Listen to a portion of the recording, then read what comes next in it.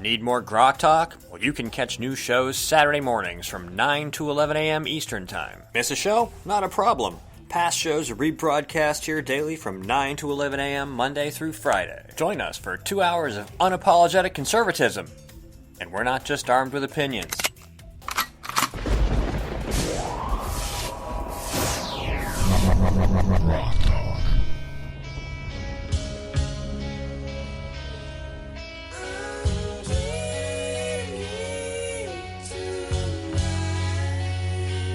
We're at Grok Talk. People were talking, so I waited. Plus, maybe you want to listen to Aerosmith. Aerosmith is nice. Right. All right, I'll say it. Nice primary you have there, NHGOP. It'd be a pity if something were to happen to it. Yeah, maybe you could take out a little insurance, you know what I mean? Because clean up your rolls. Because if the primary or voting in New Hampshire is considered to be as suspect as voting in Chicago or maybe some of the suburbs as Philadelphia where 110% of the population voted, then people are going to want the first primaries to be somewhere where the vote might actually be considered precious by the parties and the state. And none of those people in Pennsylvania, in Pittsburgh, voted for Romney.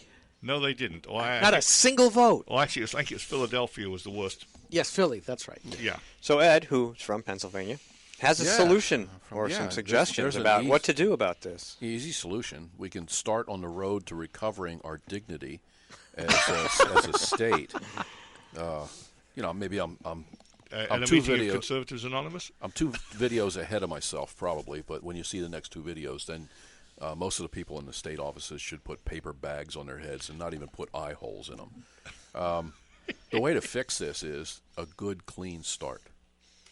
All documents regarding elections are public documents. Okay, James O'Keefe is going to publish a low-life dirtball scumbags voter registration card.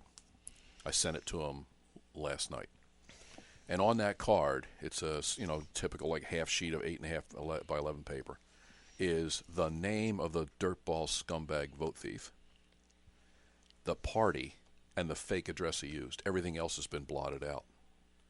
So what good is that? Why don't you blot out the address that he voted from, since that's fake? And that didn't used to happen, did it? No, years ago I had voter registration cards, and I've still gotten some from Fruit Street, like when we went after Jared Stephen Cram's voter's registration card. That's at Fruit Street because in the old days, we used to have their name, the address where they live, the real where they live, their domicile, their birth date, the party, and where they were last registered to vote.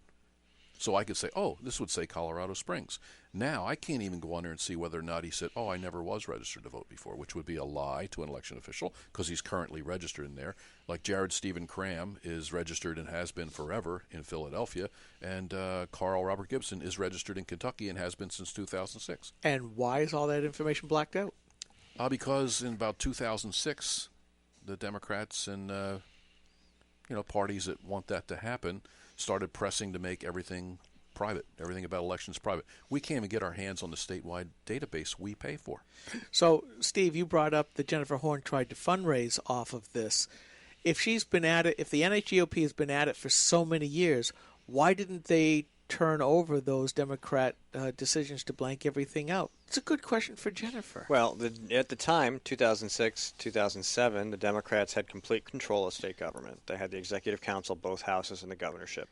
And they did a lot of bad things. RGGI, a whole bunch of crap came up. But they made right-to-know laws, got beat the crap out of. Yep. They went whole hog to try and make sure transparency was no longer transparent, that it was opaque as possible. And this is one of those things. Yeah, they stripped out anything you could look at on a voter checklist to find out who was really voting here. And the Republicans are spineless, testicle-less losers who won't stand up. I'll tell you how bad it is. I went out to Keene not that long ago, and I said, could I get a copy of your voter checklist? Sure, just fill out this form. And it's $125. And I said, last time I was here it was $35. They said, well, we had to raise the price. The Secretary of State's office said it's now $125. We don't think that's right, but we have to follow what the Secretary of State says. I said, oh, man, I have like $60 on me. So I'm thinking 35, a little money for a buffet somewhere. So I'm going to drive back to Deering from Keene and get that. I grab that sheet, the application to get a copy of the voter checklist, put it in my back pocket, take off, come back with $125, and I got these panicky, sweaty faces behind the clerk's desk. Do you still have that piece of paper? I said, yeah. And I unfolded it and gave it to them. They said, that's not a public document. What? What? A request to get a copy of the checklist from Keene of the registered voters I sign my name to and pay them $125. I can't have a copy of that? No, that was an order from the Secretary of State's office. You know what's going on. When I used to catch somebody double voting in Keene, in, let's say, some ward out of Owl's Nest. I get a guy, goes in the checklist and he votes, and he gets out and votes again, gets in another line, votes again. Now he's voted twice, and he has a unique name. So I go in and say, hey, a couple days later, could I see the registration card for, let's say, Ernie and Bert? Oh, yeah. Clip. Here it is, Mr. Nail. Great. Now can I see the other one? Oh, there's not another one. There's only one. I said, well, he voted twice. Here's your addendum. Now, when that information gets back to the state, they go, how can we stop Nail from getting this? And that's why you have this stuff, So this isn't, my pursuing this since 2000 isn't lost on them. They know every time I do something that gets me some documentation, that's stripped away. So, and we have had no Republican governor that's been allowed to, no Republican governors, the Democrat governors veto anything that would come anywhere close to clean election law. So I have made a suggestion. I don't want to forget to do this. We have to make every single document regarding elections, unless there's an extreme case of something, public. And anybody who doesn't want to make documents public is your sworn enemy. Don't ever vote for them.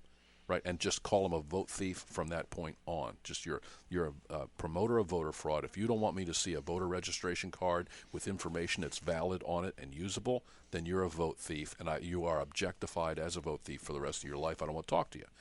The second, and one of the most important, is the statewide voter database has to go online so anybody in their pajamas can look it up at any time and say, oh, look at that. He's registered in this town, but he lives here. Now, as is done in Vermont right now.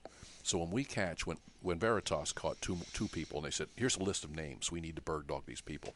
Immediately, I sent them back two of the names, Donna and Muriel. I sent back, oh, they're registered voters in Vermont because I have the total 2015 voter database in my email. I can look that up. So Vermont can give you the name of the voter, their voter ID number, right, the serial number, they were all given now, and where they live, and they're part of their voting record. When they registered to vote, not their birth date, but when they registered to vote, and every election they voted in after that. Oh, they're a consistent voter, boom, boom, boom. That should be done here in New Hampshire, and there's absolutely no excuse on God's green earth why that shouldn't be done. I shouldn't have to pay $3,500 to get that, and them snooping around to see what I look up. Right? Now, let me give you the contrarian view, and this goes back No, you're a vote years. fraud enforcer, and that's you're objectified from this point forward. Jeez. Proposition 8 back in California, Mm-hmm. where the electorate decided that they weren't going to go along with same-sex marriage.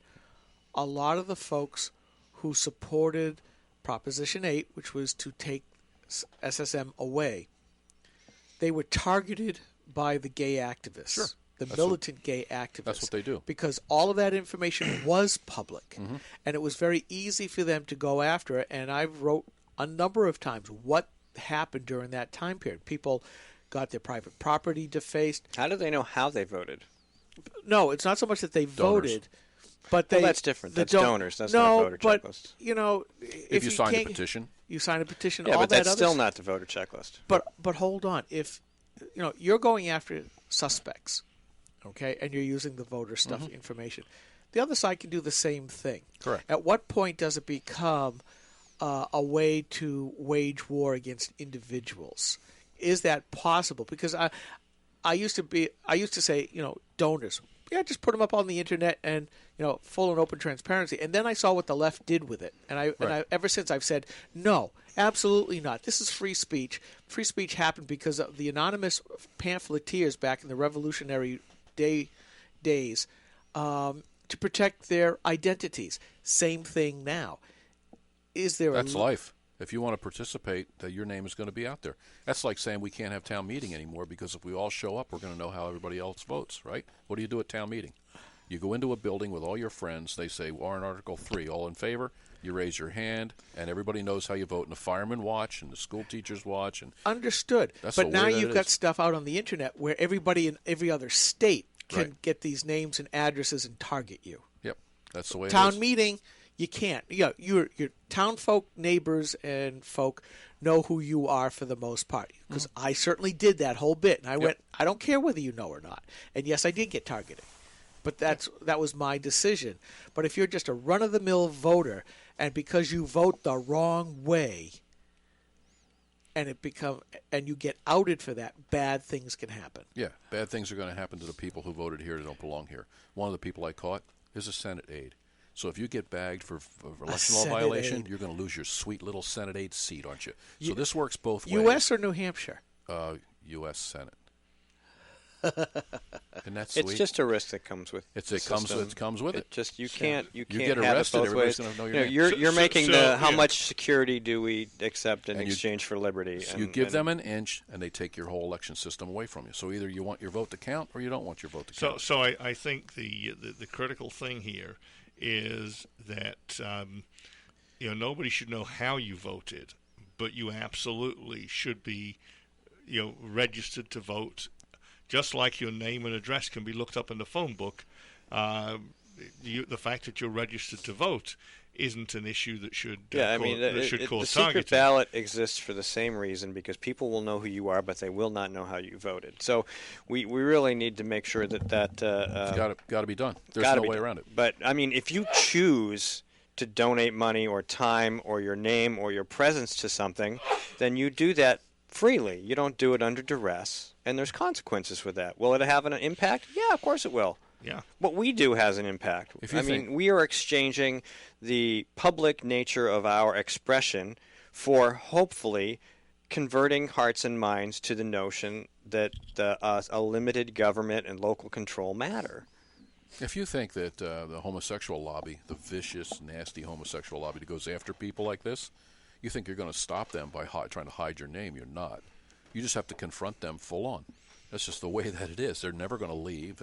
When they find out they're losers, when they can't win elections through intimidation or by stealing your vote, in this case, when people are afraid to go vote, or your people go vote and you don't know who they are and they've left and their name stays on the list for 8 more years, that there's always going to be that risk. Tough luck, because their side is going to be punished as well. I mean, I'm going to go after these guys. I didn't even tell James yet that we caught a Senate aide. I have how much she got paid, and then once you have the Senate aide, you know what address her check was mailed to, huh? So I have that now. I'm pretty good at this. So there's a lot of surprises we have for people who come from out of state and vote here. All right, now back to the things you can do. We need to pass a law that if you are an election official who knowingly encourages another person or a voter to skirt the election laws, you lose your position. Done. I don't want them arrested or fined. You lose your position and can never hold a position again, because they will never prosecute some sweet little old lady that does that. I know, because a sweet little old lady did it to me. So that's what happened. You lose your position. Done. Over. You cannot participate in elections again if you coach someone on how to steal a vote. But if you're doing that and breaking at least the spirit of the law, if not directly the letter of the law, right, shouldn't you lose your qualified immunity for doing that? Because you're aiding and abetting. Yeah. These are felonies. Yeah. Some depending on the degree, felonies and misdemeanors. But I had in 1996, I ran for selectman like an idiot. I run for selectman in my town, and Ann Lorber, 70-year-old woman and supervisor of the checklist, as people came by to vote, she would tell them, "Don't vote for Ed Nail. He's a liar. I know him personally." So 3 people from her church gave me affidavits. The moderator turned it into the AG's office. She did it at the school, the cooperative school election. She told people there. That moderator, Russ Galpin, turned her into the AG, and they wrote her a 1-page letter saying, "Don't do it again." So what happens? Ann Lorber's friends make phone calls all over the town. Ed Nail made a false charge against poor Ann, and the AG's office threw it out. She was reelected 350 to 75. That's how this works. So now her whole life consisted of her being the supervisor of the checklist of the town of Deering. You take that away, she's nothing. Now when she got reelected, you know what happened to her? The other election officials in Deering made her sit in the back of the room. She didn't get a chance to do it, because she'd do it again. She was wearing my opponent's button, and that's if That's I take electioneering. That's That's 1996. illegal. 1996. I took this to the AG's office, and that's what I get: nice, big, icy cold slap in the face to the taxpayer activist. Yeah. So here I am. It's 2016. Right? Who's got credibility now? Right? They don't. I mean, I got documents right here on the table. I'd love to read some of the stuff. We're going to post it, but they have no credibility. Election Law Division of the AG's office is like the jackass division. I read the WMUR post that John DeStazo wrote up, and it certainly is pro AG office at the very least. Why does he even have any of this information? Well, who's John DeSasso to be writing anything about voter fraud in the state of New Hampshire? But I looked at the slant of the post because that's what I do. I go after the journalism crew. Mm-hmm. The one in the UL was a whole lot better. I haven't read the others yet, but it certainly makes it sound like, it's James O'Keefe who is in the wrong for doing this. It really didn't does, vote. doesn't it? They Well, didn't that's who take he a is. ballot. That's all they did was ask embarrassing questions with a camera. And yet DeStazo makes it look like the AG is going to go after them for committing voter fraud when nothing was ever done. Yeah, well, and I am quite sure, and I do not know this, so I'm just going to put it out there. This is something that James O'Keefe has done before, and lots of other conservative activists on the right have done.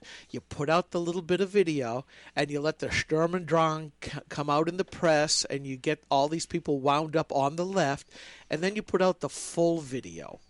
And There's you go, more coming that DeSasso hasn't seen. oh, yeah. So he's an idiot. DeStazo's going to look like a jerk. Again, yeah. Again.